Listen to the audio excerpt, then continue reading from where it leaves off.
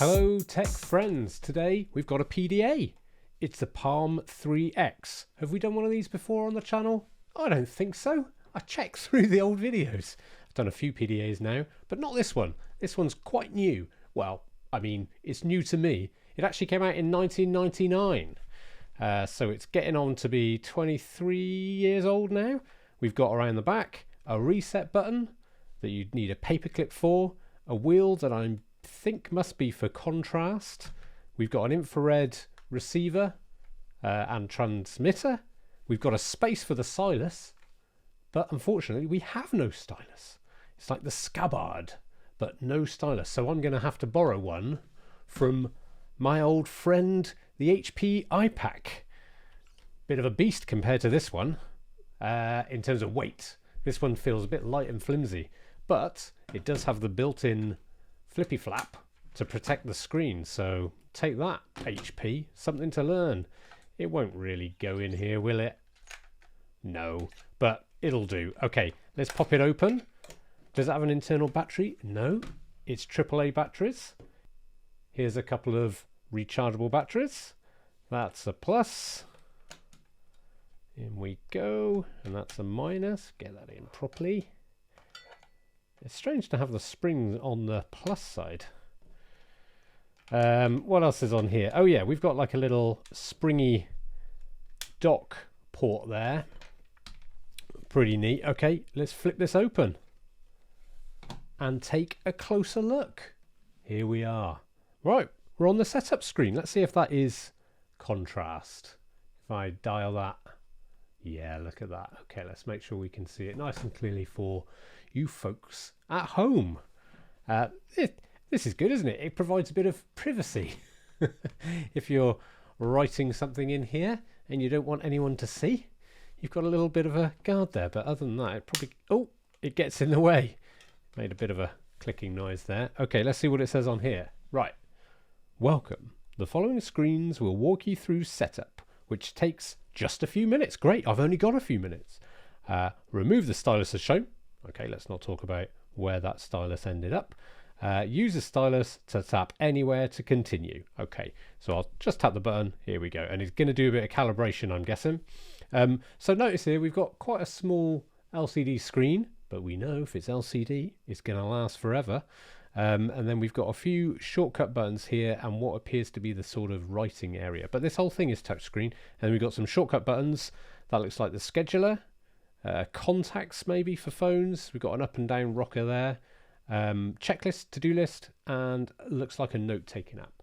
So what does this say here? In the following screen, you'll be asked to tap the center of the target as shown below. This ensures an accurate stylus entry. All right, let's do it. Tap center of target. Tap center of target. I can follow instructions. Tap center of target. Okay. Tap center of target. Okay, right. Tap arrow and boxes to change settings. United States, no chance. United Kingdom, of course. Maybe the better of the two United options. I mean, United Arab Emirates must be much further down the list. Let's set the time, shall we? It's a little bit later than that. Can I just write this in, or do I press up and down? Okay, look, I can do that. Can I use this cheeky rocker to do that? Nope. Can I type it in? Nope. I guess I'm just going to scroll through it then. Let's make sure this is showing the right time. And we're doing it per number there. It's making a little bleating noise. You probably can't hear that because it's quite quiet. We've got to set the date. Well, see, it says 1990. Oh, I wonder if it's going to go. It better go all the way up to 2022. I wonder if anyone is still out there using one of these in 2022. The display is really crisp, isn't it? That's really nice. I like that. Right, okay, 2022. We're in October. It's October the 10th. And there we are, 10/10/22. Press next to continue. Setup complete. To learn about entering text on your handheld now, tap next. So this is better than just fudging it. We can actually learn. You can enter data on your handheld in 3 ways. It definitely is handheld. I'm not arguing with that description. Using graffiti, registered trademark writing. Using the on-screen keyboard, which is probably going to be very tiny on this thing. Using your computer keyboard. Refer to the documentation for more details. So I guess you can plug it in with the dock and use your computer keyboard to do that. Let's see. To learn graffiti writing now, tap next. To exit, tap done. We're not done here. We're going to learn this. Let's learn this together. The graffiti registered trademark writing area is divided into two parts, as demonstrated here by this little section. One for writing letters and the other for writing numbers. Try it. Okay, I'm going to press try it. If you draw the letters exactly as shown, you will achieve 100% accuracy. Begin the stroke at the heavy dot. Most characters are uppercase, written in a single stroke. Oh, look, the A is just like this. I mean, I'm trying it, but okay, maybe I'm not ready to try it. As soon as you lift the stylus, your screen displays a character. Okay, you better. Right, here we go. Now we can actually try it out, and we've got all the letters drawn out here. This is great. Let's go. A. I mean, it certainly is A. Let's do B. You can probably see where this is going. D, E, F. Oh, no, F was a bit different. Let's see. Oh, that is F. Okay. G, H. I notice how some of them are... Okay, so that is strange, isn't it? That most of these are sort of capitals, but then you change them to lowercase as you see fit. That is the letter K. Wow. Imagine if that was your alphabet. Someone should make a font with these letters. They look pretty jazzy. Okay, some of them are really close to the actual letter, but obviously H, as a capital H, just gets a bit messy, doesn't it? So you just want to do a quick... Right, can I just do numbers? Is it going to allow me to do those? 2, 3, 4... And I guess, you know, you couldn't do I as one because, you know, it's not going to know the difference, and that's why you need to have these two different writing sections. Okay, next, to capitalize the next letter, begin with a caps shift stroke. To lock, use the caps lock stroke. To return to lowercase from caps lock, write the caps shift stroke again. Okay, right, so shift. Oh no, wait, we go up. Shift and then H. Will that turn it into a capital H? It has. Okay, and then if I go up twice, then it locks it, and I say A, B, C, D. Does it feel like being in primary school? Okay, and then we switch it off by...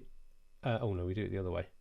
Bit confusing the way around you do it, and then that should now be back to lowercase, which it definitely is not.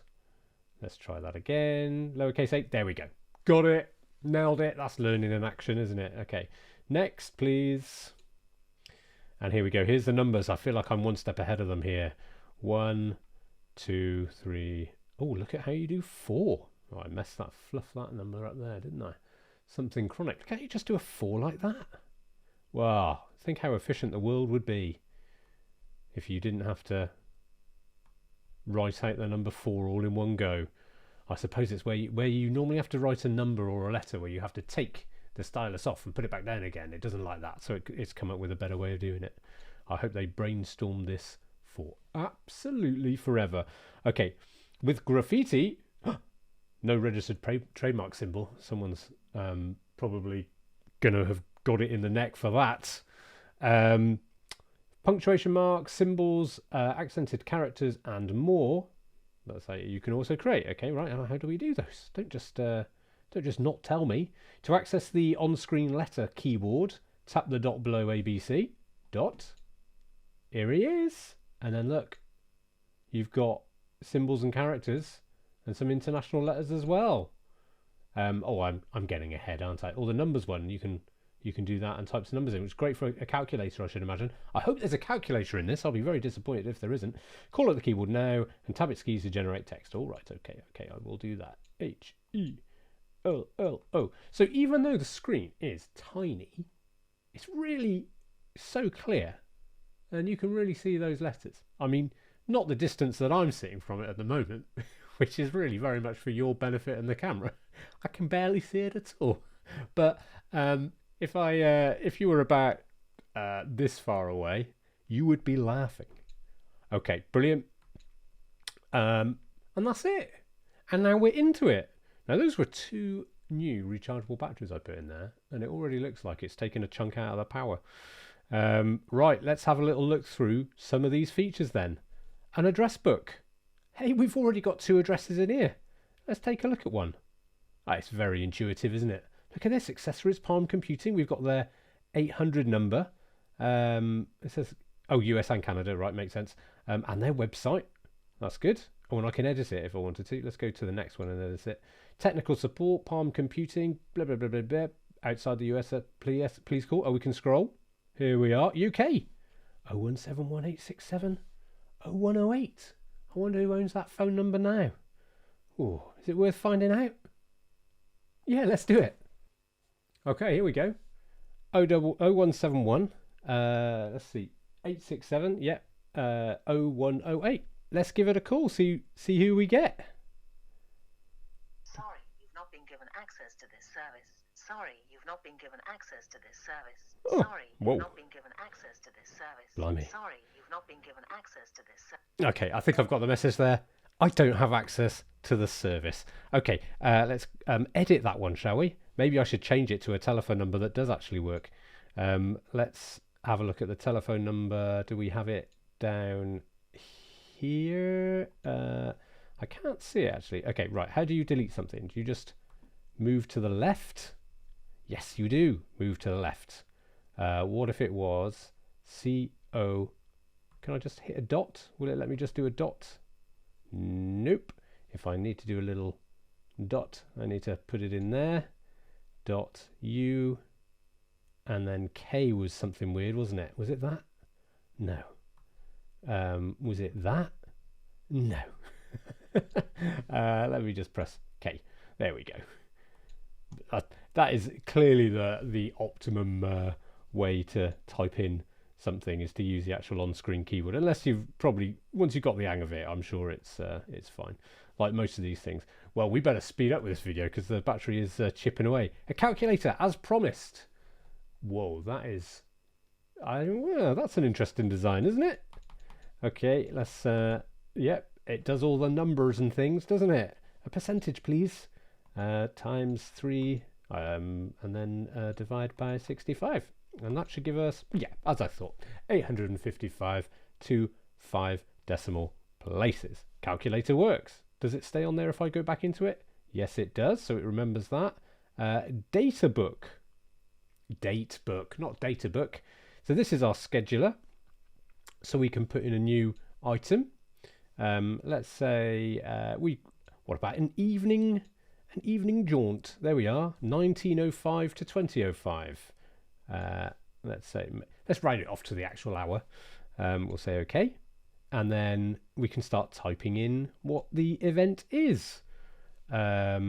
Probably something to do with badges again, I should imagine. I think I pressed tab there by mistake. BAD badger space parade. Must make sure you attend the badger parade.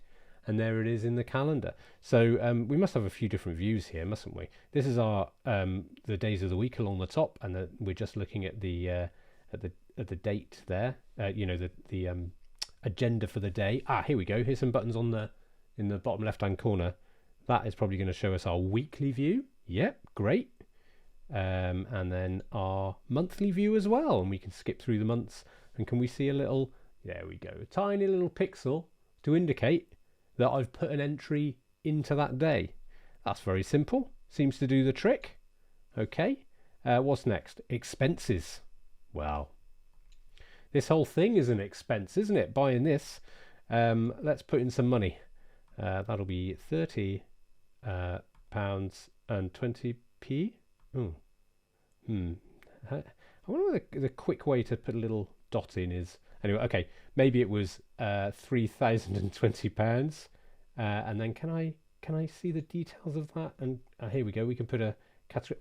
Well, it looks like this is for the international traveller. We've got New York and Paris. For some reason, it doesn't have any UK destinations. What type have we got? Okay, we've got all the different areas. Entertainment. Well, if I pay £3,000 for entertainment, and I'm writing it off as an expense, well, I mean, I paid for it with cash. Let's not talk about what that was I just purchased. Currency, vendor. Nah, sorry, I'm not putting that in. Okay, click OK. Down the Peter Stringfellow Club, of course. Graffiti. Well, hold on. Isn't that what we were? Okay, this is just to remind you how to use it. Great. Hot sync. Now, I don't have any connections for this. Maybe one day I'll be able to track some down to link it to the PC and actually get it connected. Hot sync, we've seen that on some of the other Palm devices. Mail. So, if we go into mail help, here we go. To transfer mail from your desktop email application to your handheld computer, you must configure hot sync feature on your desktop as follows. But then I don't think you'd have been able to, just from the device alone, send an email or anything like that. Can I just do a new email? Yes, I can. Look at that. Can I select something from my address book? Probably not. That could be a bit annoying, couldn't it? But then I suppose because it's got the infrared bit on the back, you could probably use it to connect to a mobile phone that also had infrared and could be set up kind of like a modem. So I think you could probably do that. Memo pad, that's going to be a classic, isn't it? Oh look, it's got some items on here already. Power tips, because surely I'm a power user. To improve your graffiti accuracy, write letters big. Having trouble with V? Try writing it backwards. Sorry, what? You're kidding me. Really? Okay, let me... Oh, that's a U, is it? That's a little U. That's a... What letter's that? It is a V. You can do it backwards. Yep. Okay, I didn't think I had a problem. I don't know what that symbol is. Bit unusual, that one. 1, 2, 3, 4, 5. But again, it's definitely down to the keyboard, isn't it? Billy Goat. Where's T? Gosh, I almost didn't know how to use a keyboard there for a second. Slightly humiliating. Preferences, what's in here? Oh, this is kind of... well, hold on a minute. Well, I'm immediately drawn to game sound. Let's have a look. Set time, set date, auto off after a couple of minutes, system sound, alarm sound, game sound, beam receive. Ah, that's what they used to call it. Beam. IR beaming. Okay, those are some of the options. But look, we've got a submenu up here. I can... oh, I wasn't expecting to recalibrate that. Digitizer, formats. Oh yeah, it's got quite a few options in here. Owner. This handheld computer is owned by me. In case anyone finds it, reward of £3,000 and 20 as a tip. Right, security, private records, show, hide. Okay, so you can obviously put a password in there to stop people just easily accessing all the stuff that's kind of in the public space. We've got our to-do list. Don't forget to register. I wonder how many people actually registered things. Let's have a look at the details of that. Oh, that's all it says. Just one sentence. We got a priority. Is 1 the highest? Is 5 the highest? 1's probably the highest, isn't it? And we got a category. That's my personal category. You can put a due date in there. Oh, made a funny little beepy noise there. Mark it as private. Fine. And then finally, oh, we've got welcome. I guess that's going to take me through the setup again. Yes, it is. Right. Can I skip all of that? I better do that properly. Oh, how many times do I have to do this? I'm stuck in a loop. Can I exit now? Can I... Oh, my goodness me. It's just going to... There we go. I was almost stuck in hell there. Right. Okay, so this is our main screen here. But wait, yeah, of course we've got games, haven't we? We've got... Oh, come on, guys. There's no games. What the... That's crazy. Surely there's got to be a game in here, hasn't there? Can I scroll up and down? I thought there'd at least be solitaire or something. System settings. So these are just the subcategories. Have you got any that are unfiled? I can't believe there aren't any games on here. That's pretty annoying. And then what have we got? Let's just check these shortcut buttons. So that one's obviously home. We've been pressing that a lot. That takes you straight to the calculator. We've got this button here, which is like your context menu. Kind of, but actually it brings up a few different things that aren't available in these other menus. I don't know how I could bring that up if I didn't press that button. And then we've got this, to search for something. I wonder if it'll find goat, which I've written. Okay, let's just use the keyboard to type it in, shall we? G-O-A-T. Is it going to be able to find that? Searching matches for goats. Here, look, it's gone through all of them. Addresses, data, date book, expense items, mail messages, memos. Here it is, and it found it. That's pretty cool. I like that. And then the other items we've got down here, that's a shortcut to your date book. And if I tap it again, it cycles through the different views. Then we've got the phone one. If I repeatedly press that, nothing happens. The to-do one, repeatedly press that, nothing happens. And then the memo list, which, because I was in one then, I think that was the default. It just went to that. But now it just goes to the main menu if I just press it again. Beep. There we go. So, oh wait, there's a little button here. We should press that and see what it does. It turns your screen off. And then you press it again and it comes back on. Okay, that's fair enough. Now, I think this is quite a nice little system, isn't it? It's quite light. I bet well, I was going to say the battery's going to last for a long time, but as we can see, it's already started to chip away. So maybe it's just the age. It's not very efficient. Or maybe those batteries I've put in aren't great. If I close a lid, will it turn it off? No. So I think that's quite a nice one. And because it's Palm, it's got a fairly good operating system, and I imagine you can hot sync applications and drop them on here. But I would say the fact that it has no games by default is a staggering misstep by Palm. And maybe that's why we only have iPhones and Android phones these days, and not Palm phones as well. Come on, guys, get it together. This was 1999. Everyone wanted to play Solitaire or Snake on their personal device. That's our Palm 3X. Thanks for watching.